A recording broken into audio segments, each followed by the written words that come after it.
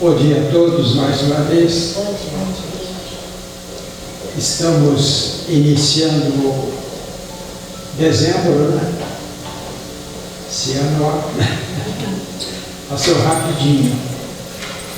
Eu vi esses tempos aí um cientista dizer que o eixo da Terra está tendo um movimento e parece que o dia, a impressão que se tem é que ele tem, em vez de 24 horas, 18, né? Por isso que passa tão rápido. Mas quando chegar na posição lá que vai permanecer, diz que o dia vai voltar a ser como antigamente, né? Vai demorar para passar o ano. Tomara que isso não esteja tão distante, né? Nós, assim, que estamos com o cabelo branco, nós vamos viver um pouco mais, né? Então vamos iniciar a reunião, elevando os nossos pensamentos, lembrando sempre a figura extraordinária de Jesus, e rogar a Ele que nos abençoe, nos ilumine, abrindo as nossas mentes para compreendermos um pouquinho mais a mensagem da boa nova, né? Aquela mensagem que nos fortalece espiritualmente, que é, sem dúvida, o alimento para o nosso espírito. Hoje nós estamos recebendo a Carolina, que vai fazer a preleção nesta manhã. Que a espiritualidade a abençoe, ilumine, para que ela possa passar tudo aquilo que preparou. Infelizmente não tem muita gente hoje, né? Mas certamente desencarnado deve ter bastante, né? Então vamos lembrar de Jesus e rogar a Ele que nos abençoe mais uma vez. Assim, Senhor, que a Tua paz nos envolva nesse instante, que possamos nós estar sempre abertos para compreendermos tantas lições que nos deixaste. E vamos repetir aquela prece quando alguém me perguntou como deveríamos orar, e Jesus responde dizendo: Pai, que estás no céu, santificado seja o Teu nome, Senhor. Venha a nós o Teu reino, seja feita a Tua vontade, na terra como ela é feita em toda a parte. O pão de cada dia, dá-nos hoje, Senhor. Perdoa as nossas dívidas, assim como nós perdoamos aqueles que nos devem. Não nos deixe, Senhor, cairmos em tentação, livra-nos do mal, hoje e sempre. Sem delongas, a palavra a Carolina. Bom dia a todos. Bom dia. Hoje, para a gente conversar um pouquinho, não pode deixar. Eu escolhi uma mensagem que eu gosto muito, que está no Evangelho segundo o Espiritismo, capítulo 15. E ela é intitulada como A Necessidade da Caridade segundo São Paulo. Eu vou ler para a gente um trechinho. Eu acredito que todos vocês já conheçam essa mensagem, que é a primeira carta de Paulo aos Coríntios. E ela vem carregada de tudo que nós necessitamos para a nossa evolução. E ele começa assim: ainda que eu falasse todas as línguas dos homens e mesmo a língua dos anjos, se não tivesse caridade, não seria senão como um bronze sonante, um símbolo retumbante.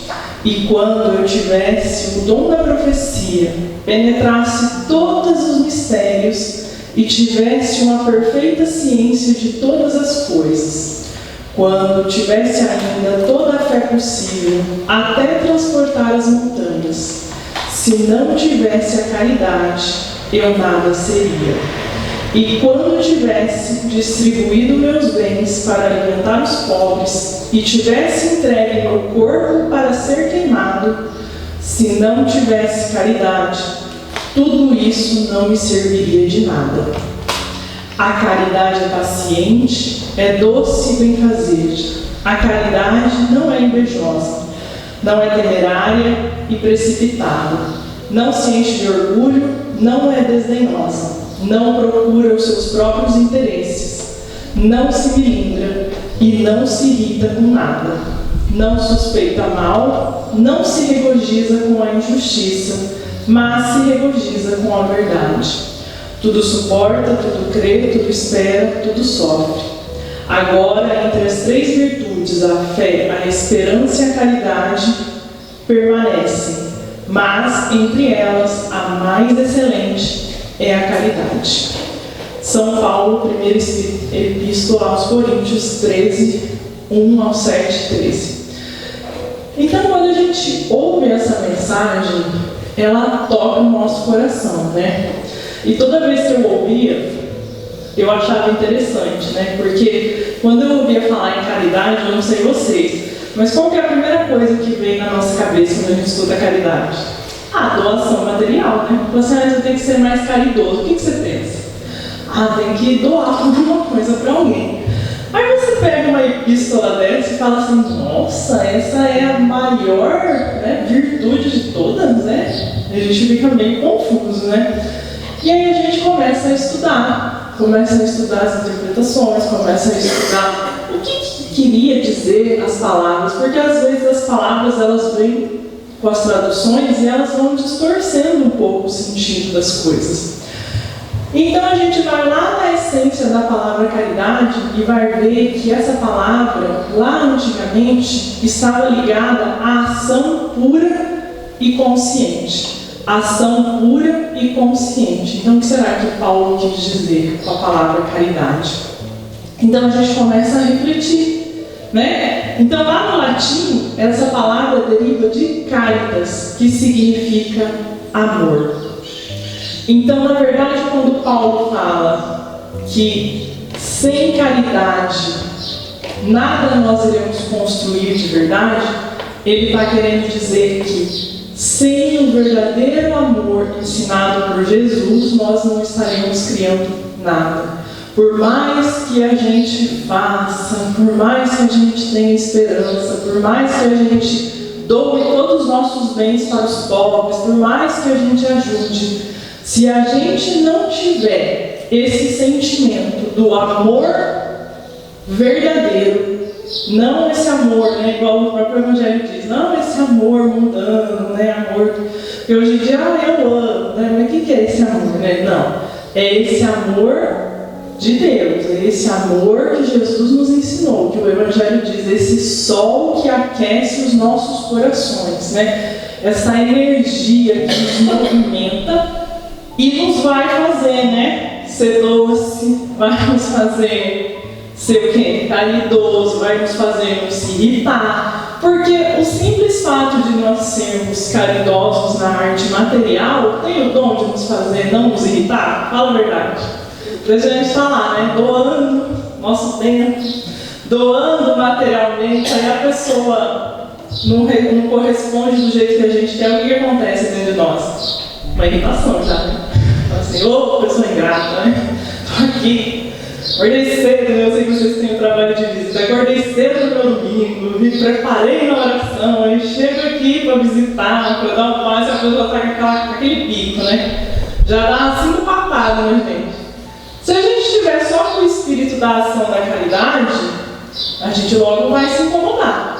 Mas se nós estivermos com o nosso coração carregados no amor verdadeiro ensinado por Jesus, aquilo lá vai ser irrelevante.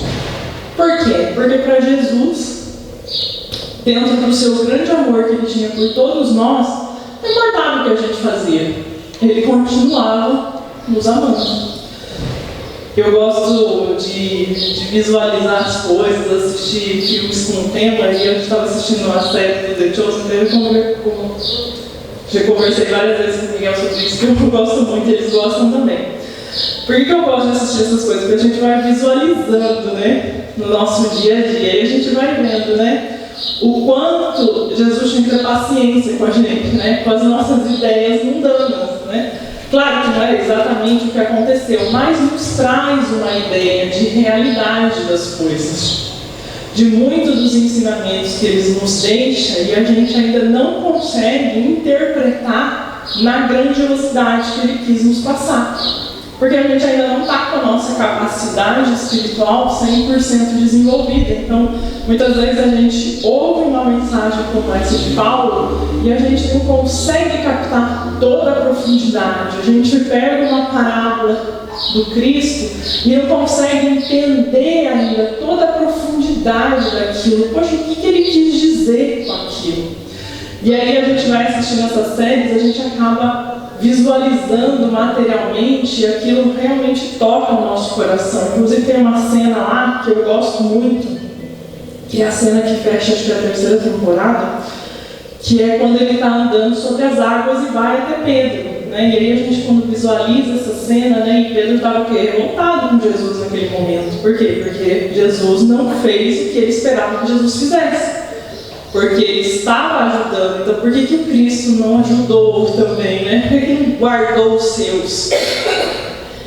E naquele momento, né, Jesus chega até ele, né? Igual Jesus chega até todos nós, né? Muitas vezes nas nossas necessidades. E fala para ele, né? E ele lá discute tudo, então vem até mim, né? Ele está no barco, vem até mim, né? Ele fala, está doido, né? Vou andar na água, vem até mim.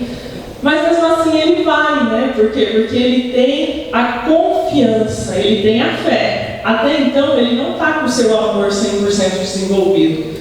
Tanto é que ele começa a caminhar e o que acontece? Ele começa a afundar. Por quê? Porque o amor puro e verdadeiro, a caridade no sentido que Paulo quis nos ajudar, nos ensinar, não está viva no coração dele. Mas quando ele começa a caminhar e começa a afundar, a cena, Jesus olha para ele e diz para ele assim, é a cena que termina: Pedro, não tire os olhos de mim, que você não vai afundar. Se você tiver os seus olhos em mim, você não vai afundar.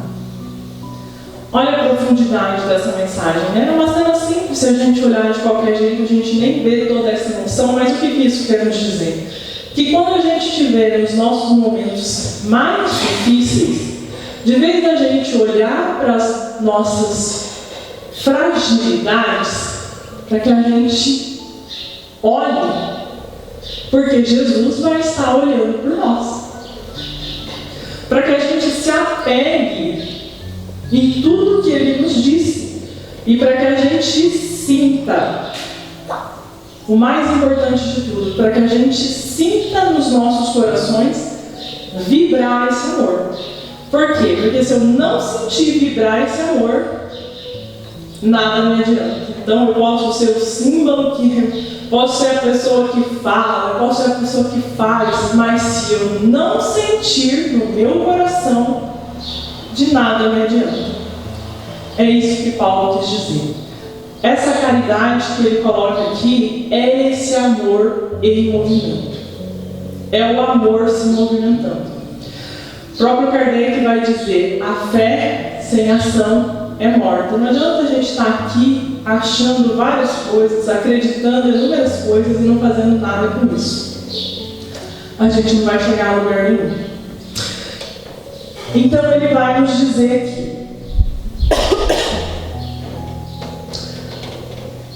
a caridade mais importante que a fé e a esperança. Então, na primeira epístola, ele vai nos dizer, né? Paulo enfatiza que, mesmo que tivéssemos a fé mais profunda ou realizássemos grandes obras, sem caridade nada disso teria valor.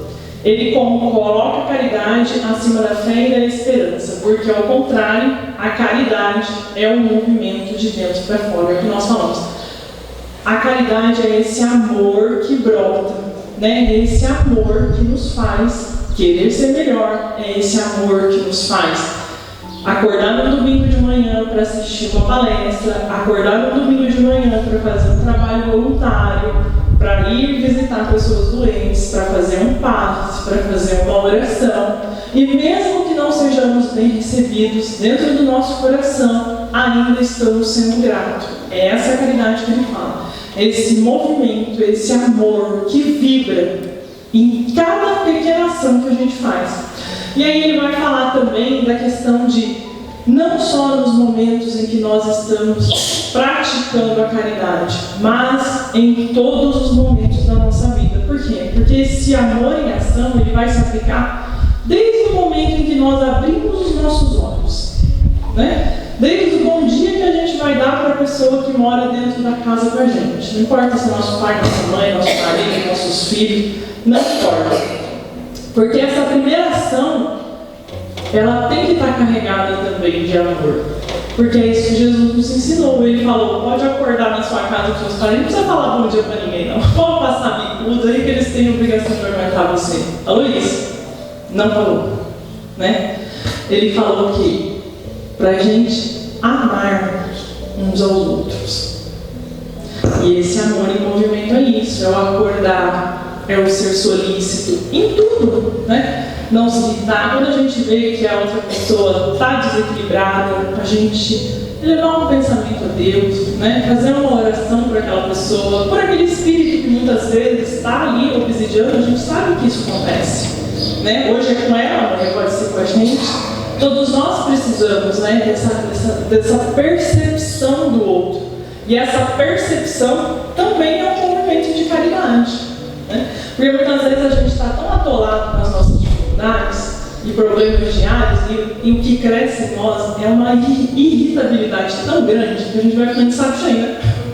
As coisas vão acontecer, nossa, todo dia é isso, todo dia essa pessoa reclama, todo dia é uma dor, todo dia é isso, a gente vai se irritando. Mas talvez a nossa tarefa é aprender a acolher com amor. E talvez na hora que a gente aprender a acolher com amor, a gente vai parar de sentir essa angústia no nosso coração. Mas a gente ainda não consegue. Eu falo por experiência própria. Minha mãe está passando por uma fase e todo dia é uma coisa, né? Aí tem dia que a gente fala, ai meu Deus, vamos lá tudo de novo, né? Aí a gente já se irrita. Aí no mesmo tempo que a gente se irrita, que espírita sou eu, né? A gente se cobre, poxa vida, né? Tá dentro da nossa casa, nós já estamos se irritando. E nós já estamos sem paciência, falando, de novo, que novidade, né? Já tá com dor, tá com isso, tá com aquilo. E aí a gente já fala, meu Deus do céu, né? O que a gente está fazendo? Opa, vamos orar, né? E faz parte, e acontece com todo mundo, porque nós não somos perfeitos, mas nós estamos aqui para aprender. E aí no momento que a gente vê, a gente fala assim, vamos orar. Vamos botar uma musiquinha para elevar a energia do ambiente, vamos ouvir uma palestra no YouTube, vamos fazer alguma coisa para sair dessa sintonia. E isso também é o amor em movimento, porque é um movimento que a gente faz para sair daquela sensação de tristeza, de irritabilidade que a gente se colocou. Então, esse amor em movimento, ele é necessário para tudo na nossa vida. Tudo que a gente for fazer. Para conosco mesmo e para com o nosso próximo. Porque Jesus nos ensinava, né? Amar a Deus sobre todas as coisas e ao próximo como a si mesmo. Então, na verdade, é um triângulo, né? Esse amor, ele tem que ser de nós para com Deus, de nós para conosco mesmo, de nós para com o nosso próximo. E nós só vamos amar verdadeiramente o nosso próximo, ter paciência com o nosso próximo, se nós estivermos conosco também. Então, muitas vezes a gente não tem paciência com a gente. Como é que a gente vai ter com os outros? A gente não tem paciência nem com a gente, nem com os nossos erros. A gente muitas vezes não entende os nossos próprios erros e se culpa e se martiriza. Como é que a gente vai liberar o perdão verdadeiro para o outro, se a gente não perdoa nem a nós mesmos? Né? Então, é esse convite que Paulo faz, quando ele traz esse amor como o único caminho, que com esse desenvolvimento desse amor, os outros se desenvolvem naturalmente. Porque se você tem esse verdadeiro amor por todos, você é caridoso, você tem fé, você tem esperança, você tem respeito, né? A gente brinca igual os 10 mandamentos, né? Se você cumpriu o primeiro, você cumpriu todos os outros. Porque quem ama verdadeiramente o próximo como ama Deus, não rouba, não mata, não cobiça a mulher do próximo e vem igual. É uma verdade. Por isso que Jesus instituiu esse como um único e verdadeiro mandamento. E esse mandamento é o que vai fazer com que nós mesmos consigamos transformar dentro de nós as nossas ações. Eu trouxe aqui para a gente comentar também uma mensagem de Emmanuel sobre a caridade, que está no livro Vinha de Luz, capítulo 10, e ela é intitulada A Caridade Essencial. E ele fala assim: em todos os lugares e situações da vida, a caridade será sempre fonte divina das bênçãos do Senhor. Quem dá o pão ao faminto, a água ao sedento, remédio ao enfermo, a luz ao ignorante, está colocando na edificação do reino divino, em qualquer setor da existência ou da fé religiosa, o que foi chamado. Eu ia falar, né? Quando a gente se coloca à disposição de fazer o nosso melhor, independente do que for, se for dar água para quem está com sede, um alimento para quem tem fome, uma palavra para quem quer escutar, um abraço, ou simplesmente estar sentado ao lado, né? Porque às vezes as pessoas não precisam de palavras, elas só precisam que a pessoa sente e segure a mão dela, né? Muitas vezes a gente também é assim, a gente não quer ouvir ninguém falando nada, a gente só quer sentir que tem alguém ali do lado. Então ele fala, né? Se nós estivermos fazendo isso, nós estaremos cumprindo aquilo para que fomos chamados. A voz compassiva e fraternal que ilumina o espírito é irmã das mãos que alimentam o corpo. Olha que interessante. A voz compassiva e fraternal. Eu não tenho risada, porque às vezes a gente se incomoda, né? Eu falo por mim.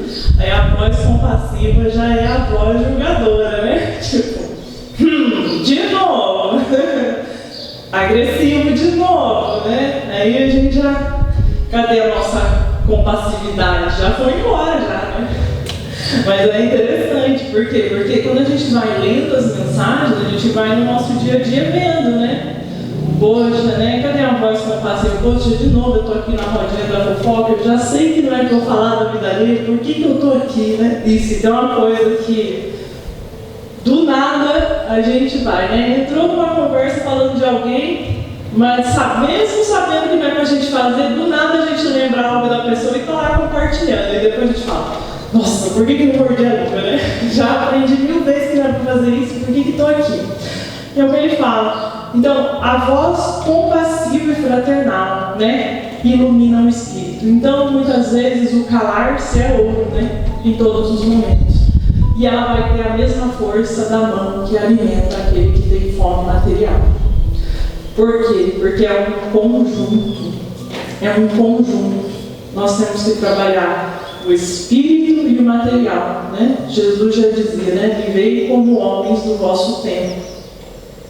Tanto é que ele passa a parábola a parábola da festa de casamento, né? Por que você multiplicou o vinho aqui, né? Qual que é a utilidade, né? Por quê? Para auxiliar aqueles amigos que passariam vergonha naquela época. É o que ele vai explicar lá, da forma dele, do contexto, mas isso quer dizer o quê? Eu estou agora nesse mundo. Se eu posso auxiliar esse meu irmão, por que não fazer? Ah, mas isso aí é um movimento material. Mas eu estou vivendo no material hoje. Por que não vou doar o pão? Por que não vou doar a cesta básica? Né? Porque vou só doar a palavra? Não. Se nós vivemos no mundo material hoje, nós temos que fazer o completo, que é o material e é o espiritual. E é o que ele fala, né? Então, a voz compassiva e fraternal ilumina o espírito e é irmã das mãos que alimentam o corpo. Assistência, medicação e ensinamentos constituem modalidades santas da caridade generosa que executa os programas do bem. São virtudes diferentes de uma virtude única. Conjugam-se e completam-se num todo nobre e digno. Ninguém pode assistir a outrem com eficiência se não procurou a edificação de si mesmo. Ninguém medicará com proveito se não adquiriu o espírito de boa vontade com os que necessitam. E ninguém ensinará com segurança se não possui a seu favor atos de amor ao próximo, no que se referia à compreensão e ao auxílio fraternal. Então tudo isso é Emmanuel comentando. E ele vai dizer: Em razão disso, as menores manifestações de caridade, nascidas da sincera disposição de servir com Jesus, são atividades sagradas e indiscutíveis. Em todos os lugares serão sempre sublimes luzes de fraternidade, disseminando alegria, esperança, gratidão, conforto, intercessões benditas. E aí ele vai seguindo a mensagem, mas olha que mensagem linda, né? Então, os menores manifestações que a gente fazer brotar no nosso coração vai movimentar uma linda energia ao nosso redor. E o que acontece quando a gente movimenta a energia boa ao nosso redor?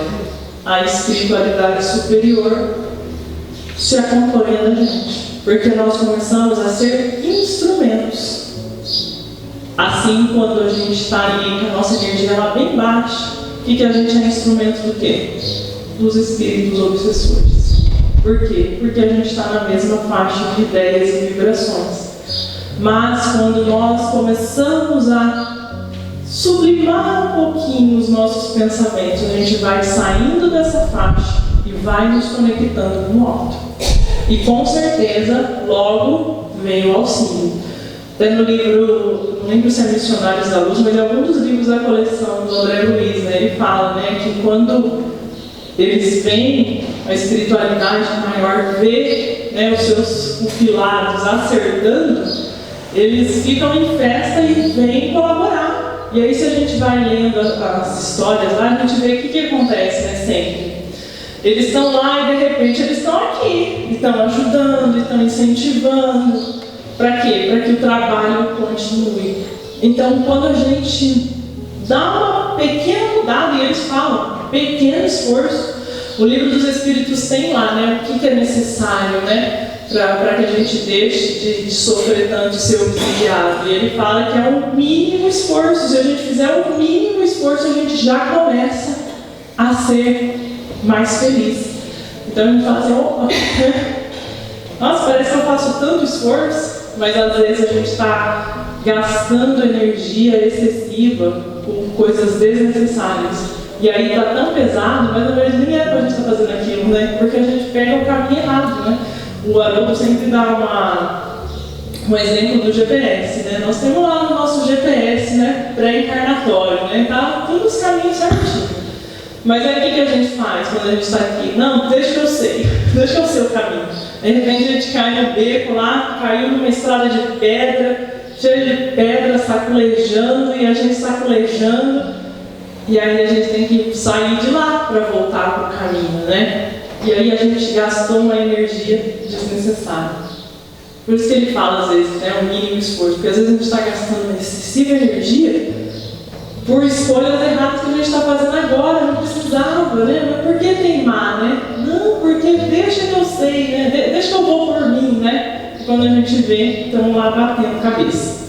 Então, para fechar, eu vou passar para vocês aqui rapidinho um comentário de Emmanuel sobre essa mensagem da caridade essencial. Porque eu achei esse comentário maravilhoso. Ele vai falar assim: a edificação do reino de Deus na terra pede a execução dos programas do bem, mas possui seu alicerce na caridade generosa, que é sempre fonte divina das bênçãos do Senhor, na sublime síntese do benfeitor. Então aqui ele já diz, né, edificação do reino de Deus, o alicerce da execução do reino de Deus, que nós sabemos que é no nosso coração. O alicerce de tudo isso é esse amor verdadeiro, é esse amor que não cobra, que é doce, que é gentil. E ele fala: virtude única e soberana que possui diversas vestes, ora se expressando como pão ao faminto, ora como água, noutras circunstâncias remédio ao doente e luz ao ignorante. Nessa curta epístola, o apóstolo João ressalva que o amor genuíno consiste em viver conforme seus mandamentos, viver no amor.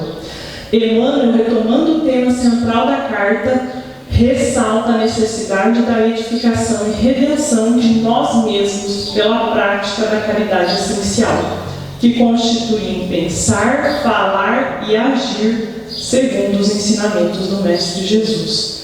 Então, Emmanuel vai dizer, retomando, né, o tema central da carta de Paulo, ressalta a necessidade de edificar a nós mesmos pela prática da caridade essencial, que é pensar, agir, falar segundo os ensinamentos de Jesus.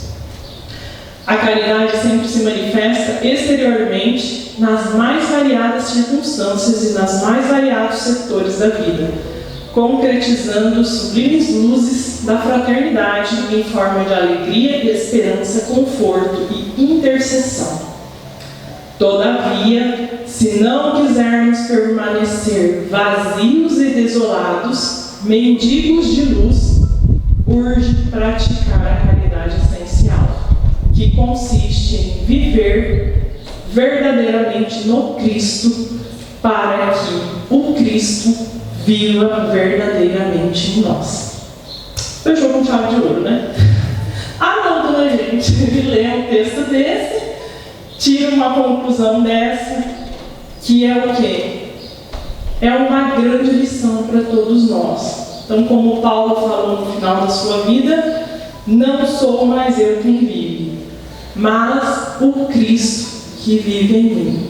Então, a partir do momento que a gente tem a necessidade de vivenciar todos os dias pequenas gotas desse amor essencial, dessa caridade essencial, nós vamos perceber que no final de tudo isso não seremos mais nós que vivemos, mas será o Cristo que vive no coração de todos nós. Então, essa é a mensagem que eu separei para a gente conversar hoje. E aproveitando, né, que é o primeiro domingo, né, é o primeiro dia de dezembro, né, e dezembro, eu não sei vocês, mas é o mês que eu mais gosto. Por quê? Porque é um mês que, quando a gente ouve falar em Natal, em Jesus, parece que vai movimentando uma energia, né? Por mais que as pessoas falam assim, mas é só presente, não sei o quê. Não é só isso, porque as pessoas, elas sentem também essa necessidade de religação com o Cristo. Uma vez até o Chico falou, né? Ele estava visitando um lugar e falaram que ele ia lá e aí o lugar explodiu de gente, né? E alguém falou para ele, nossa Chico, olha, você atrai multidões. Aí ele fala, não, na verdade as pessoas vêm aqui para sentir, né, a presença de Jesus, para sentir os ensinamentos de Jesus. Então, na verdade, o que as pessoas têm é uma imensa saudade do Cristo. E dezembro nos traz isso, né? Mexe com o nosso coração, a gente fica mais solidário, a gente pensa mais no próximo. E isso é uma porta aberta para que a gente comece a implantar a caridade essencial. Não só no campo material, mas no campo dos nossos sentimentos e das nossas ações. Porque ele vai trazer a nós uma paciência maior com o próximo, um carinho maior, um respeito maior, e isso vai transformar o nosso espírito, que é o nosso objetivo maior. Que Jesus nos abençoe, que essa nossa semana seja iluminada, abençoada e que a gente consiga, nos nossos atos diários, às vezes nos policiarmos e irmos implantando, né? Gotinhas por gotinhas, pílulas por pílulas daquilo que Jesus nos ensinou. Que Jesus nos abençoe. Muito bem, Carolina. Está a mensagem desta manhã. Carolina fala de uma maneira bem clara, né, as coisas do dia a dia. Né? E essa de, quando a gente está com dificuldade, olhar nos olhos de Jesus, né, é de arrepiar. A nossa gratidão a Carolina. Nós vamos agora à aplicação dos passes. E durante o passe, vamos olhar nos olhos de Jesus.